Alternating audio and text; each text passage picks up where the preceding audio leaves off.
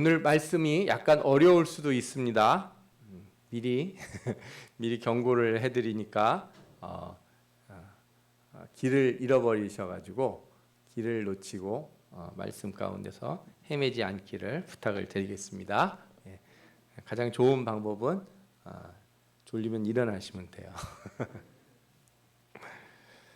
우리나라 경제 수준이 올라가고 그래서 이제 소위 문화 파워라는 게 이게 성장을 했습니다. 그래서 외국인들이 우리나라 문화에 관심이 많은데 그 중에 우리나라 음식에 대한 문화에 대한 관심이 많이 늘어났어요.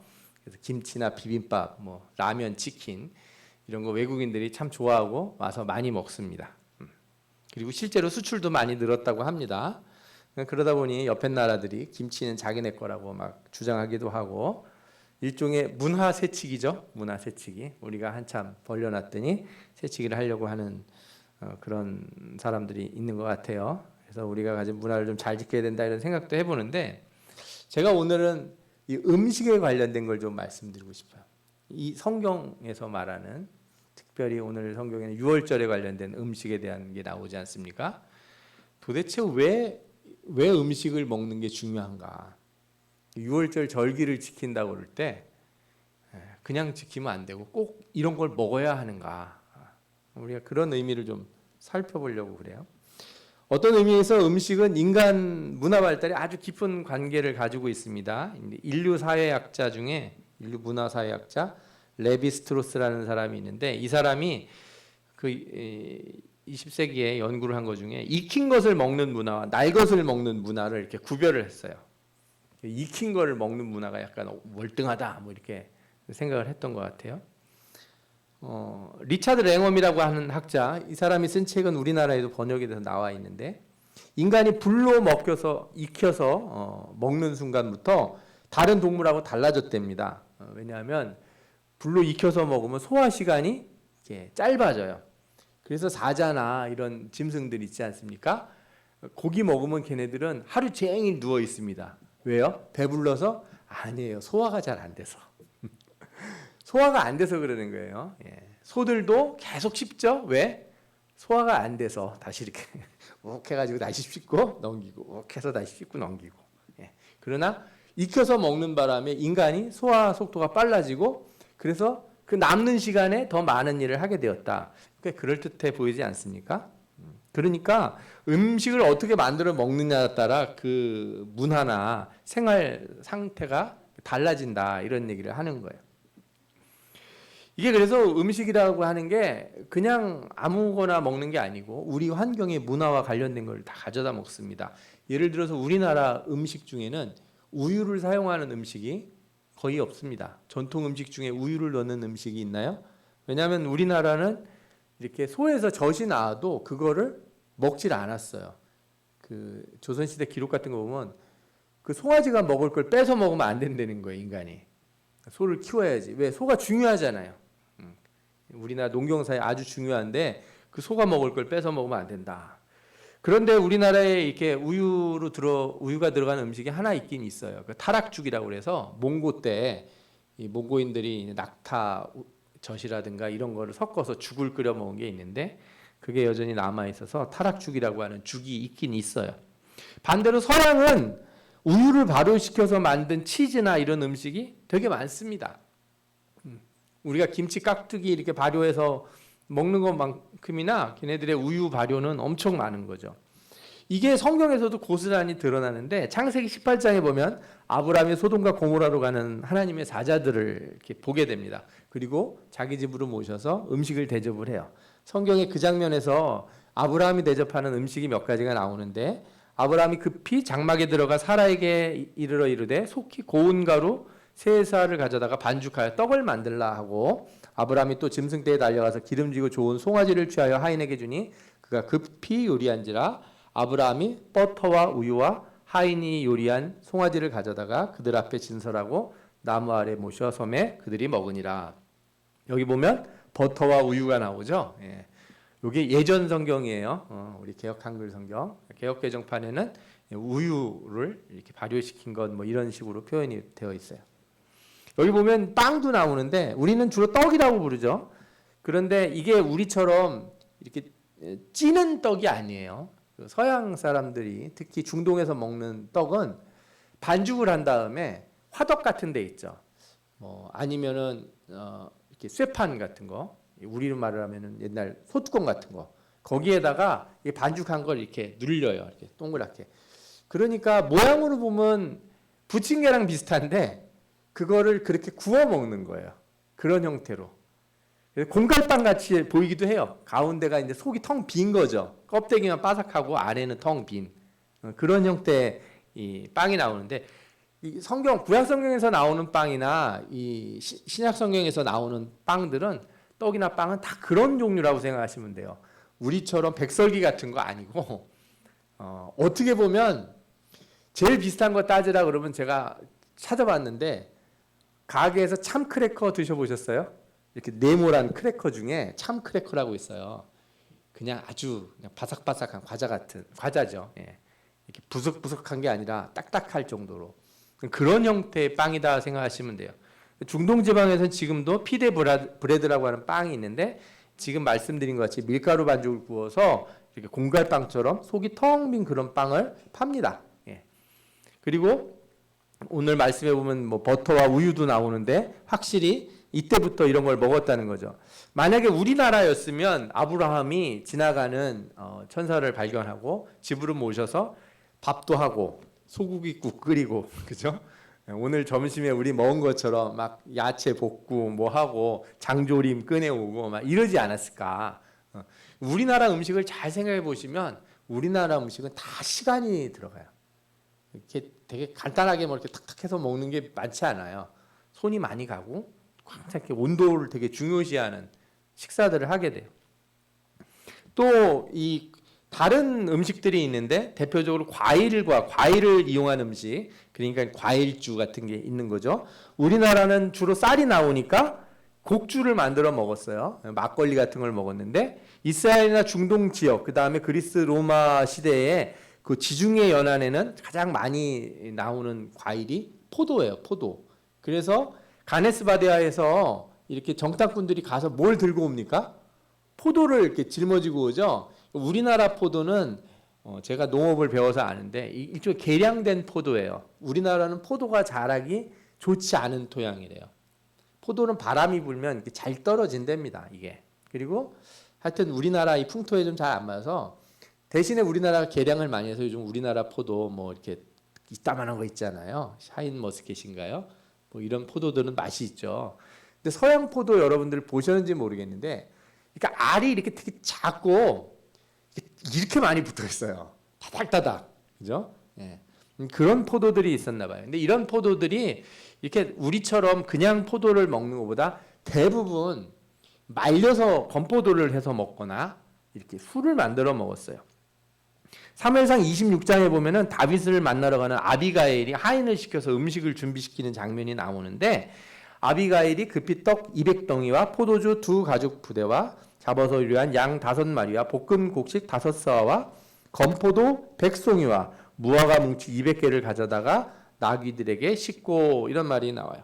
여기서도 보면 이렇게 떡, 또 포도주, 양고기, 볶은 곡식, 건포도, 무화과 이런 게 나오는 거죠. 확실히 그런 종류의 재료로 음식을 만들었다는 거예요. 이게 이제 그런 동네에서 나는 그런 요리를 이 성경에서 먹었으니까 우리도 먹어야 된다, 이런 건 아니에요. 음식은 그냥 단순히 영양만을 의미하는 게 아니고 여러 상징적인 의미를 담고 있습니다. 그래서 나라들마다 음식과 관련된 속담이 있어요. 우리나라에서 예를 들어 시장이 반찬이라는 말 있지 않습니까? 배고프면 다 먹는다고. 네덜란드에 비슷한 속담이 있더라고요. 배고프면 요리에 흠을 잡지 않는다. 그죠? 배고픈 사람이 뭐 음식 맛없다 맛없다 이런 소리 안 하잖아요. 그죠? 또 성경에서도 채소를 먹으며 서로 사랑하는 것이 살찐 소를 먹으며 서로 미워하는 것보다 낫다, 이런 말씀이 나와요. 이 말은 음식보다 이렇게 관계가 더 중요하다는 거죠. 관계가 좋은 상태면 뭘 먹어도 맛있어요. 아무리 진수성찬을 차려놔도 이렇게 사이가 안 좋으면은 이게 입으로 들어가는지 코로 들어가는지 모르겠다, 이런 소리를 하지 않습니까? 예. 또 음식은 사람의 지위나 계급 혹은 신분을 결정하기도 합니다. 그래서 왕이나 귀족이 아니면 못 먹는 음식도 있어요. 앞서 제가 그 우유를 이용한 음식이 우리나라에 거의 없다고 했는데 그 타락죽이라는 걸 말씀드렸잖아요. 이 죽은 사실은 일반인들은 거의 먹을 수가 없었어요. 이걸 해먹지도 않았고 뭔지도 모르는 사람이 많았고 이 타락죽은 귀족이나 양반집 혹은 왕들이 먹었어요. 왕이.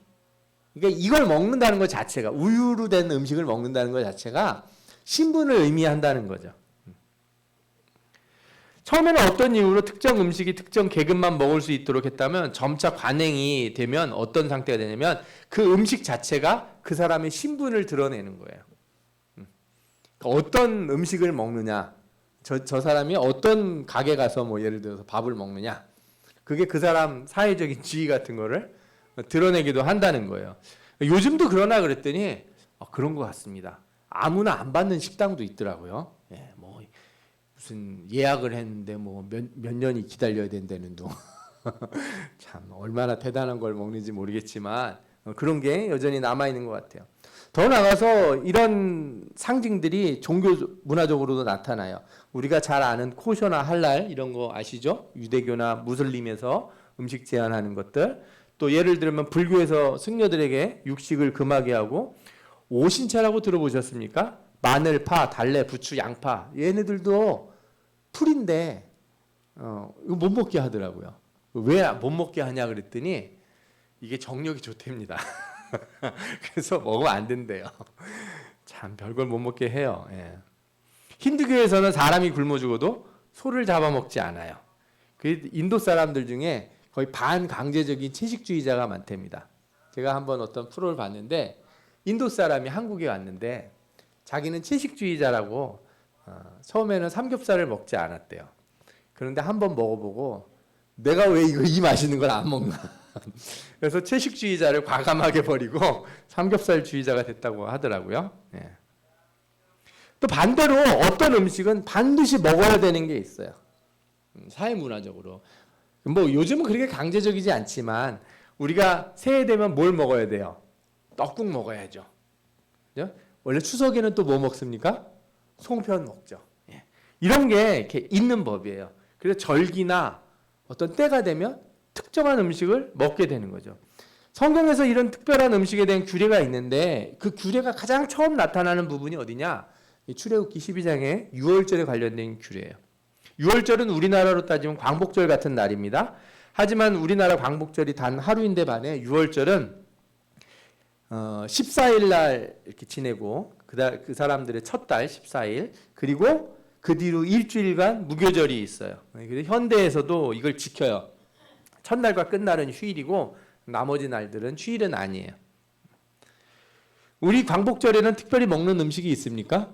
없는 것 같아요. 3일절에도 뭐 먹지 않고 광복절에도 뭘 안 먹고 내일이 6월 6일 현충일인데 뭐 특별한 건 안 먹지 않습니까? 그런데 6월절에는 반드시 먹어야 되는 게 있어요. 이거 뭐 안 먹으면 안 돼요.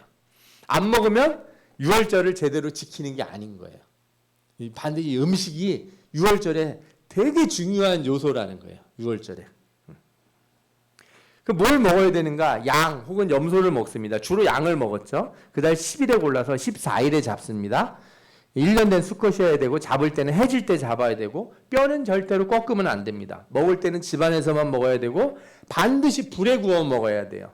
절대로 삶거나 튀기거나 뭐 어떤 다른 방식으로 요리를 하시면 안 돼요. 그냥 생으로 구워 드셔야 돼요. 남는 것은 불태워야 됩니다. 물론 이 규례가 나중에 이렇게 사무엘상가 더 넘어가서 유대 그 왕국의 말기가 되면은 같이 모여서 이렇게 먹기도 해요. 집 안에서 먹는 게 아니라 전부 모여서 회중들이 먹어서 먹는 그런 행사처럼 하기도 하지만 먹는 그 음식 방법 있죠. 음식의 그 만드는 방법, 구워 먹어야 되는 거 그건 안 바뀝니다. 나중에 돼서 삶아 먹는 게 나오질 않아요. 그때도 지금 뭐 처음이나 끝이나 항상 구워 먹어야 돼요. 그리고 무교병을 먹는데 무교병은 누룩을 넣지 않은 거예요. 밀가루 반죽 그냥 구워 먹는 겁니다. 밀가루 반죽에 야채 넣고 기름에 구우면 부침개가 되겠지만 밀가루 반죽 화덕에 넣어서 얇게 펴서 먹으면 퍽퍽해요. 제가 말씀드렸죠. 전에 한번 해서 학교에서 성찰한다고 한 학우가 만들어 왔어요. 무교병을 진짜. 근데 먹다가 아무리 씹어도 삼켜지지가 않아가지고 진짜 목이 메어 죽는 줄 알았어요. 그런데 그 교수님이 먹으면서 예수님 생각이 나서 그렇게 목이 메었다고 하시더라고요. 예. 이게 그냥 먹는 그런 빵은 아닌 거죠. 그리고 쓴 나물이에요. 요리가 안 된 거예요. 뭐 발효가 됐다거나 뭔가 이렇게 섞어가지고 뭐 버무리거나 이런 거 없습니다. 그냥 쓴 풀이에요. 그걸 먹어야 되는 거죠. 그리고 오직 이것은 할례자만 먹을 수 있고 이방인은 불가능합니다. 우리는 6월절 말씀을 많이 들었어요. 6월절의 어린 양은 예수 그리스도를 상징하고 그 양의 피가 문설주에 발라져야 한다는 것은 곧 그리스도의 보혈이 우리의 마음에 발라져야 된다는 것을 잘 알고 있습니다. 아멘. 네, 여러분 잘 아시는 줄 믿습니다. 그리고 누룩이 없는 빵이라는 게 곧 세상의 잘못된 사상이나 신앙관이 섞이지 않은 순수하고 온전한 신앙을 가지라는 것도 알 수 있습니다. 예수님께서 말씀하신 것도 있고 또 사도 바울도 이런 말씀을 하셨어요. 너희는 누룩 없는 자인데 새 덩어리가 되기 위하여 묵은 누룩을 내어버리라. 우리의 유월절 양 곧 그리스도께서 희생이 되셨느니라. 아멘. 그래서 이렇게 우리가 성경에 있는 말씀들, 성경에 있는 많은 상징들 가운데 음식을 통해 주어지는 상징들이 있다는 거예요. 앞서 말씀드린 것처럼 음식이라고 하는 게 우리 신앙의 상징을 가져다 줄 때 이거는 곧 어떤 걸 표현하냐면 우리 삶의 문화, 신앙의 문화라는 것을 드러나게 돼 있어요. 설날에 떡국을 먹으면 아이들이 묻죠. 왜 엄마 설날에 떡국을 먹습니까? 송편을 만들면 엄마 왜 설날에는 송편을 안 만들고 추석에만 송편을 만듭니까? 이걸 물어봐요. 그럼 우리가 뭐 가르쳐 주겠죠. 잘 모르시는 것 같아요. 얼굴 표정들 보니까 왜 먹는지. 예, 떡이 귀해서 1년에 한 번 먹느라고 먹은 거다. 뭐 이렇게 말씀하실 수도 있겠지만 그래서 6월절에 이 음식을 먹을 때 중요한 것 중에 하나는 뭐냐면 이게 무엇인지를 왜 먹게 됐는지를 가르쳐 주라는 거예요. 이게 소위 말하는 밥상머리 교육이라는 거예요. 밥상머리 교육. 우리 한국에서는 밥 먹을 때 얘기하는 걸 별로 좋아하지 않으시더라고요. 예, 입 다물고 먹으라고. 밥만 먹어야 되지. 뭐 밥 먹으면서 이렇게 말이 많냐 그러는데 밥 먹을 때 대화를 많이 하시면 됩니다. 무슨 대화를 많이 하셔야 돼요? 야, 이거는 뭐 누가 줬는데 아니면 이건 재료가 뭔데 이런 얘기가 아니고 신앙의 얘기를 하라는 거예요. 6월절 이 식탁의 핵심이 뭐예요? 하나님의 구원의 사역을 기억하라는 거예요. 그걸 가르치라는 거예요. 그래서 여러분들 음식과 함께 신앙의 대화를 나누는 것 저는 아주 중요하다고 생각이 듭니다. 여러분들이 집에서도 밥을 먹을 수 있어요. 주일날도 집에 가셔서 다 먹고 오실 수도 있고 우리 또 학생들은 편의점에 가서 삼각김밥과 이렇게 사발면 먹는 거 좋아하니까 그렇게 먹고 올 수도 있겠죠. 그런데 교회에서 같이 밥을 먹어요. 제가 같이 밥을 먹자고 해요. 밥 먹는 거 엄청 중요합니다. 왜 밥 먹는 게 중요해요? 여기서 먹는 밥은 집에서 먹는 밥이랑 뭐 엄청 달라서 그런가요? 교회에서 만든 호박 무침은 집에서 만든 호박 무침과 영양 상태가 다른가요? 아니에요. 여기서는 먹으면서 신앙의 대화를 하라고. 신앙을 나누는 대화를 하라고. 말씀을 나누고 은혜를 나누는 대화를 하라고. 그래서 여기서 먹는 식사가 그렇게 중요한 거예요. 저하고 이렇게 목사 안수 같이 받았던 우리 강도사님 이제 목사님이죠. 우리 구시 집안에 아주 잘생기신 목사님이 한 분 계세요.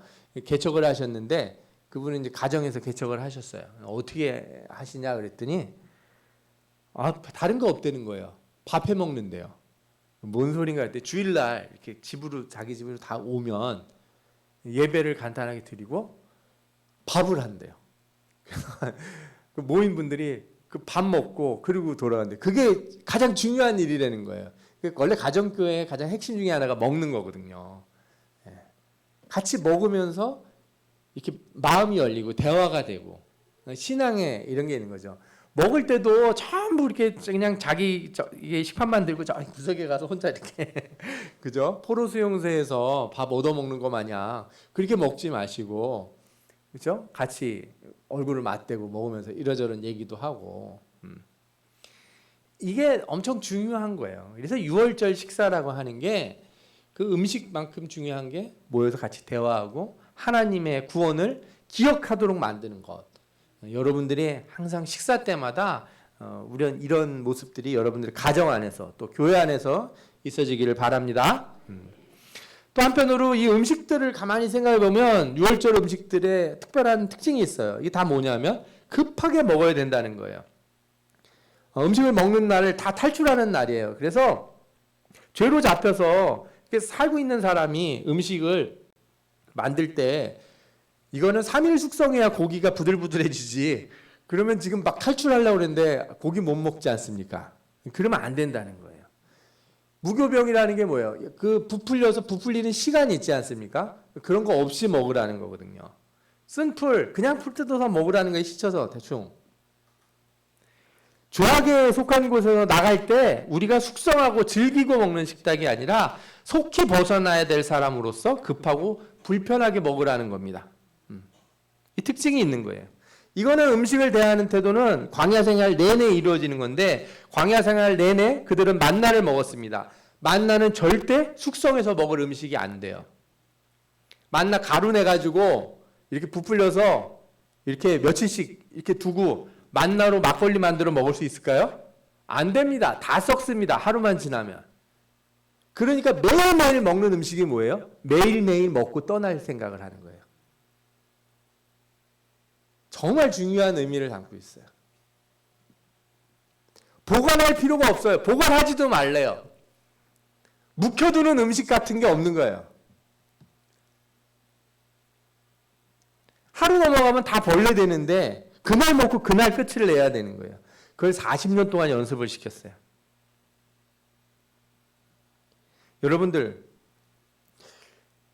저는 이걸 보면서 이런 생각이 들어요. 현대인들은 왜 이렇게 먹는 걸 쌓아놓길 좋아하는가. 죄송합니다. 저도 그래요. 좀 더 큰 냉장고. 쌓아놓을 곳이 없으면 너무 불안해하는 것 같아요. 말로는 우리가 나그네 갔다고 하면서 알고 보면 집에 큰 냉장고 갖다 놓고 창고 만들고 싶어 안달을 하는 것 같습니다. 냉장고 몇 개 두고도 먹을 것이 마땅치 않다고 그러고 장롱에 옷이 가득 있어도 입을 옷이 마땅치 않다고 그래요. 근데 무슨 나그네 삶을 삽니까? 그렇다고 김치 담그지 말라는 말씀은 아니에요. 그런 말씀이 아니고 담궈진 음식, 숙성된 음식을 먹더라도 마음만큼은 나그네로서 드시라 이거예요. 나그네 인생을 이렇게 가져야지. 이렇게 자꾸 쌓아놓으려고 애쓰면 안 됩니다. 한 번은 여러분들 발효되지 않은 것으로만 하루 먹어보세요. 사실 먹기 되게 퍽퍽하실 거예요. 그죠? 김치 항상 먹고 된장, 고추장 이렇게 장류 먹던 분들이 우리나라 음식에서 숙성되지 않은 거 싹 빼고 먹으면은 얼마나 이상한지 아십니까? 무슨 샐러드 외국인들 먹듯이 먹어야 되는 것 같고, 그죠? 날건 먹어야 되는 것 같은 느낌이 나서 힘드실 거예요. 그런데 제가 이런 말씀 드리는 이유는 다른 게 아니라 우리가 나그네고 우리가 가야 될 곳이 따로 있다. 우리가 여행지 가서 김치 담그지는 않을 거예요. 되돌아와야 될 사람이 뭘 담그겠습니까?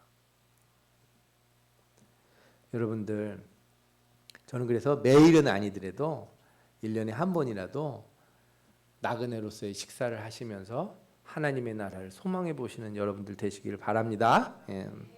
마지막으로 절기 음식은 우리가 먹는 것, 곧 우리의 정체성과 연관이 되어 있다는 거예요.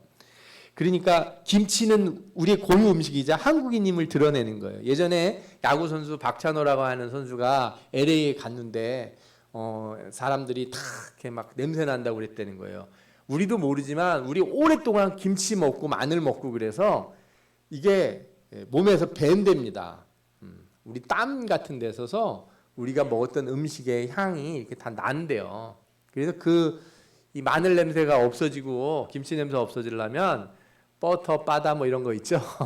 그런 거 한 10년 먹으면 그런 냄새가 싹 빠지고 대신에 이제 서양 사람 냄새가 몸에서 난다고 그러더라고요. 그러니까 우리가 먹는 음식이 어떻게 보면 우리의 정체성을 만들어내는 거예요. 그리고 같은 음식을 먹는 사람들끼리 우리가 뭘 느껴요? 동질감과 이렇게 정체성에 공감을 느끼지 않습니까? 저는 그 예전에 처음 그 김치 중에 한 2년 동안 묵힌 김치 뭐 이런 거 있죠. 그 묵은지인가요? 뭐 한 2년 3년씩 묵힌 거. 저 어떻게 한 해 지나면 다 버려야 되는 줄 알았는데 그 이상하게 꼬랑꼬리한 맛을 좋아하시는 분들이 있더라고요. 또 아니면 저 과메기라든지 뭐 홍어 같은 거 우리나라에 삭힌 특이한 음식들이 있잖아요. 그래서 홍어 먹는 사람들은 과메기 먹는 사람들 이해가 안 되고 과메기 먹는 사람들은 홍어 먹는 사람 이해 안 된다고 그러는데 뭐 다른 게 아니라 음식을 같은 걸 먹다 보니 생기는 일종의 동질성 같은 거라고 할 수 있겠죠. 그러니까 이스라엘 사람들이 유월절에 같은 음식을 먹을 때 그들이 뭘 느끼냐? 그 동질감을 느낀다는 거예요. 이 유월절의 모습은 이제 우리 기독교로 넘어오면서 다른 형태로 바뀌었어요. 희미한 안개가 걷히고 분명한 구원의 모습이 드러난 겁니다. 그래서 우리는 유월절 어린 양, 그래서 양을 잡아 먹지 않고 성찬을 하게 됩니다. 예수 그리스도의 살과 피를 먹는다는 거예요. 그러니까 성찬이 곧 여러분들이 어떤 사람인지를 규정해 주는 거예요. 정말 중요합니다. 여러분들 중에 아무도 저를 찾아오셔서 제가 이제 이렇게 설교한 지가 그래도 몇 년 됐는데 이렇게 목사님 성찬 언제 해요? 이거 물어보신 분이 한 분도 없어요. 성찬 안 하나? 한 지 오래된 것 같은데 그렇게 궁금해하신 적 있으세요?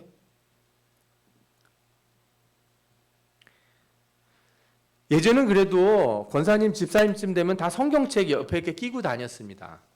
가방에 넣고 다니지 말고 항상 어떻게 하라고 그래요? 끼고 다니라고 그러잖아요. 가방이라도 넣고 다녔으면 하고 바랄 때가 있어요. 저는 요거 별로 안 좋아했다고 제가 몇 번 말씀드리죠. 사람 참 게으르게 만들거든요. 예. 우리가 먹고 우리가 행동하고 우리가 이 시간에 여기 와 있다는 게 우리가 어떤 사람인지를 보여주는 거예요.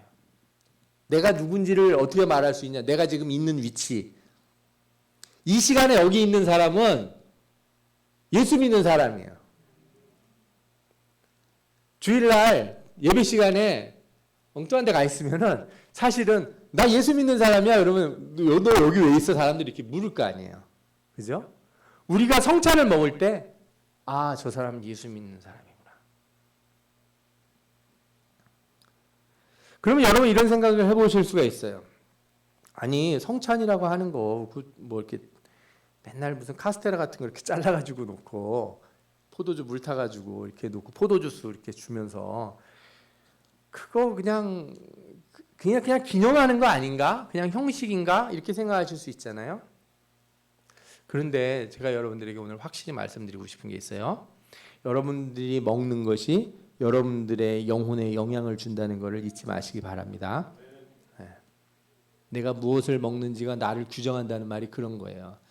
내가 뭘 먹는지가 내 몸에만 영향을 주는 게 아니고 내 영혼에 영향을 준다는 걸 아셔야 돼요.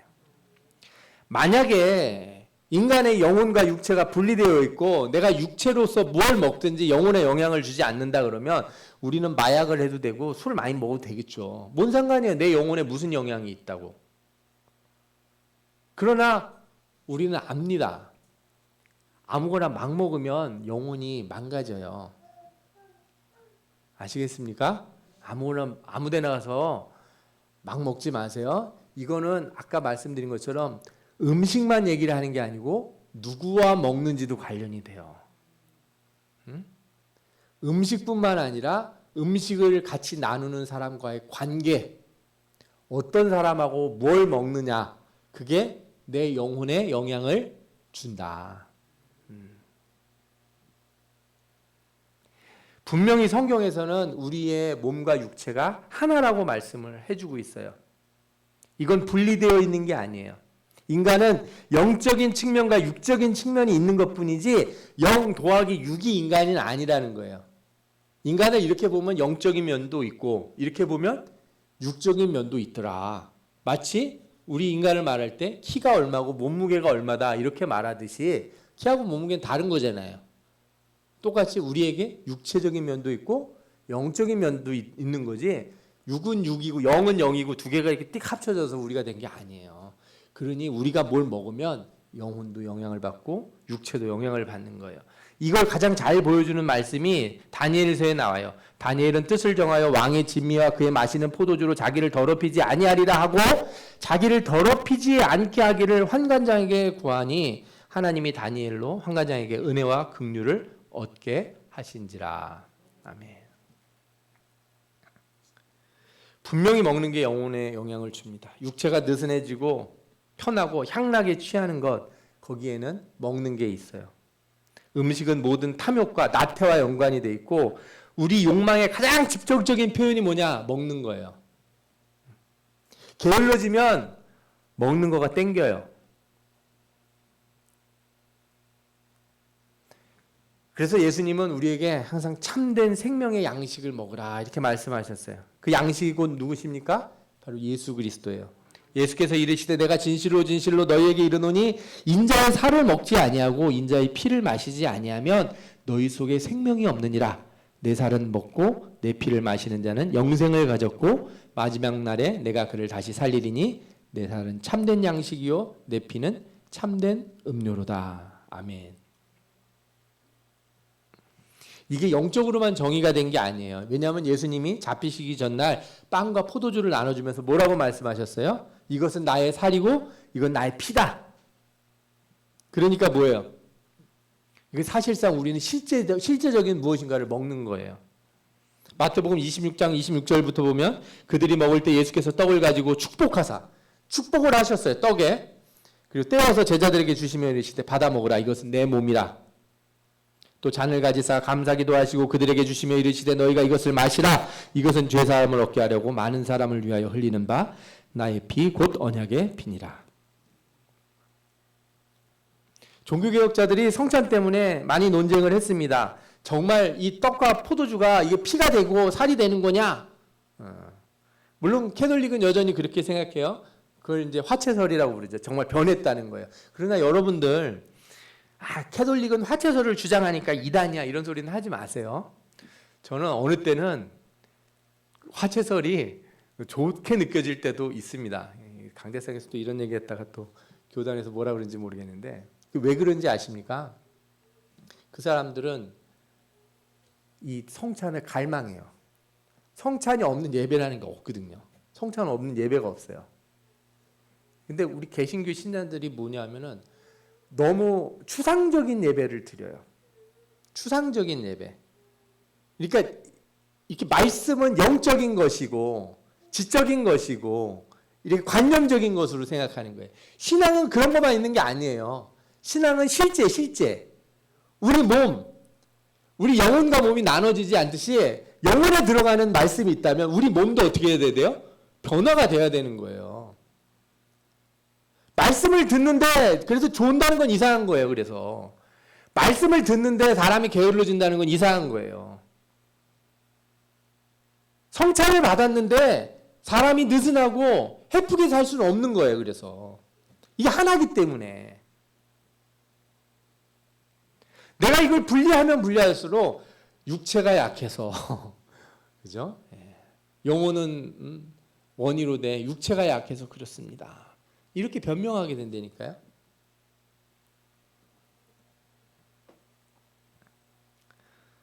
여러분들 우리가 진짜로 먹고 마셔야 됩니다.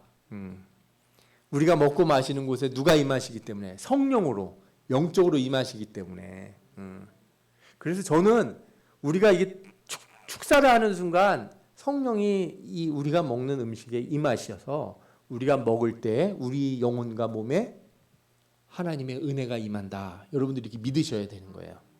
이걸 좀 더 확대해 생각하면 여러분들이 식사 때 기도하고 밥을 먹으셔야 돼요. 하나님 이 음식에 축복하셔서 이거 먹고 몸과 영혼이 건강하게 이렇게 살 수 있게 해달라고. 이게 진짜입니다. 그래서 내가 여기서 먹는 포도주와 저 바깥에 만약에 세상에 나가서 세상 사람들하고 무슨 와인바 가서 먹는 포도주는 본질적으로 다른 거예요.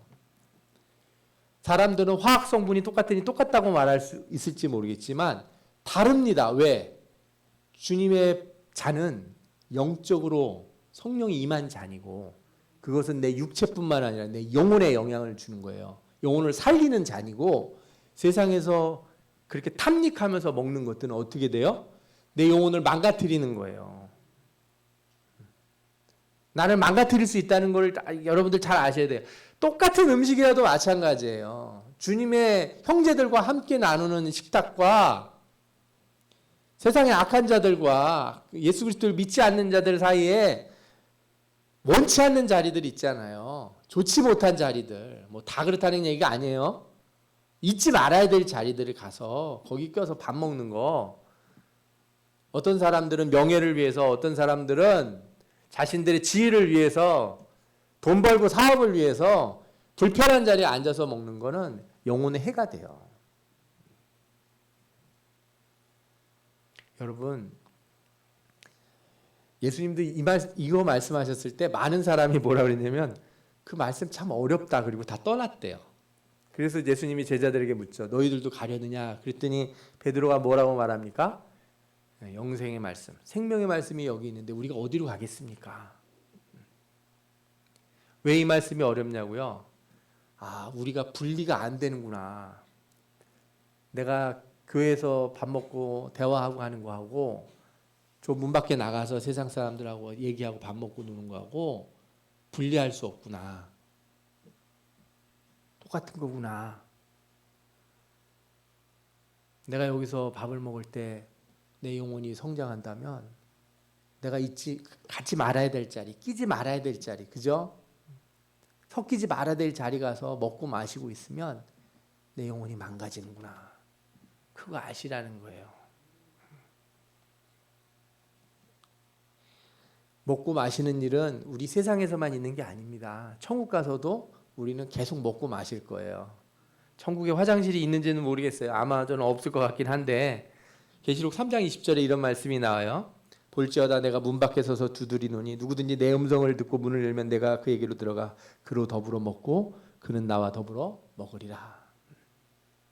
천국에서도 주님이 기다리고 계세요. 저는 그 말씀이 너무 와닿는 게 예수님께서 제자들에게 이건 나의 흘리는 피 곧 언약의 피니라고 잔을 나눠주면서 뭐라고 그러시는지 아세요? 내가 다시 너희들과 식탁에서 먹는 날까지 절대로 포도나무에서 난 것을 먹지 않겠다. 이렇게 말씀하셨어요. 주님이 포도주 이렇게 묵혀놓으신 게 있는데 안 따고 계세요. 언제 따려고? 저희 가면 따려고, 그죠? 예, 아주 비싼 포도주가 있다고 그러더라고요. 프랑스에 뭐 1940년산인가요? 무슨 포도주가 있대는데 그게 한 30억 한 대입니다. 왜 이렇게 비싸냐 그랬더니 프랑스에 한번 그 포도나무에 병이 돌아가지고 병충해가 돌아서 원래 프랑스에서 나던 포도나무가 다 죽었대요. 그래서 그 마지막 해에 만들어진 포도주래요. 진짜 프랑스에서 나는 포도나무로 만든 포도주. 그 뒤로는 다 이제 미국에서 넘어간 포도주를 조합해서 만들어서 그 포도주 맛이 안 난다는 거예요. 그보다 훨씬 좋은 포도주를 주님이 이렇게 재워놓고 계시고 너희들이 빨리 와야 그날에 내가 너희들 만나서 내가 이 잔을 따리라. 기쁘지 않습니까? 예. 술 안 좋아하신다고 이런 얘기가 아니에요. 이게 잘 들으세요. 그런 의미가 아니고 음식을 먹고 마심이라고 하는 이 행위는 이 세상에만 국한되지 않고 천국에서도 연속적인 일이다. 그리고 그래서 우리는 하나님 나라를 소망하면서 사실 성찬을 대해야 돼요.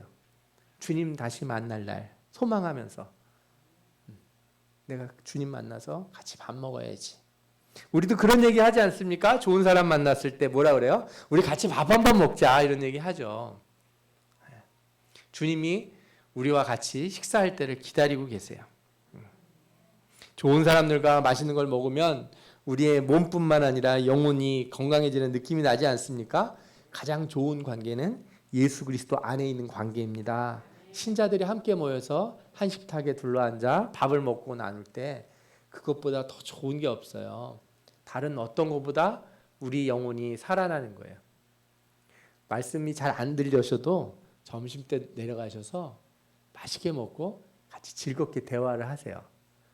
저는 그때 나는 교회 온 기분이 난다 그러시면 그것도 감사한 일이에요. 저는 그것도 좋은 일이라고 생각해요. 밥때 놓치지 마시고 오셔서 함께 나눠서 우리가 그리스도인의 공동체, 예수 그리스도 안에 있는 참된 관계로서 한 식탁을 둘러앉는다면 그것처럼 아름다운 모습도 없을 거예요. 여러분들, 그러니까 이 음식에 대한 것은 그냥 그 음식 자체뿐만 아니라 우리가 관계에 대한 욕구를 갖는다는 거예요.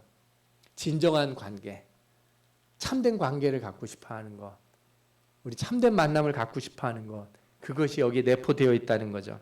여러분, 우리가 무엇을 먹고 마시는지가 우리가 누구인지를 보여줍니다. 또 우리가 누구와 먹고 마시는지가 우리가 어떤 사람인지를 잘 드러내줘요. 육체적인 것과 영적인 것을 나누지 마시기 바랍니다. 우리 육체가 탐닉하는 것, 그것이 곧 영혼의 욕망이고 영이 원하는 것이 곧 우리의 육체 가운데 드러난다는 거예요. 그런 면에서 여러분들은 그 어떤 것보다 주의 교회에서 함께 나누는 식탁을 간절히 바라시고 또한 주님의 성찬에 대한 강한 갈망이 있기를 소원합니다.